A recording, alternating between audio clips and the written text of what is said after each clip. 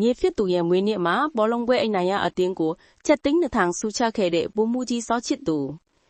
BGF ခေါင်းဆောင်ဗိုလ်မှူးကြီးစောချစ်သူကသူ့မြေရဲ့တနစ်ပြည့်မွေးနေ့မှာဖိတ်ခေါ်ဘောလုံးပြိုင်ပွဲတွေကိုကျင်းပခဲ့ပြီးအကြီးတန်းအမျိုးသားဘောလုံးပြိုင်ပွဲမှာအနိုင်ရတဲ့အသင်းကိုဆုကြေးငွေသိန်း2000အထိချီးမြှင့်လိုက်ပါတယ်။မွေးနေ့ရှင်တနစ်အရွယ်စောမင်းတီတစ်ဖက်ပြီးစောထုအဲမူရဲ့တားငယ်ဖြစ်ပါတယ်။အဲ့ဒီပွဲမှာအာကူစ်အသင်းက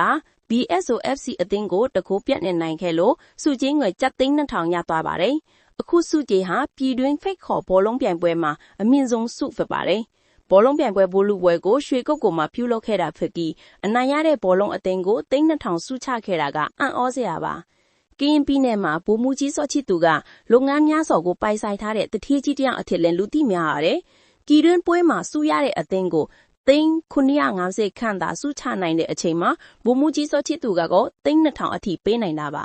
ငွေကိုလေလိုသုံးနိုင်တဲ့ဗိုလ်မှူးကြီးစောချစ်သူအပေါ်ဘယ်လိုထင်မြင်မိလဲဆိုတာ comment မှာပြောပြခဲ့ပါအောင်နော်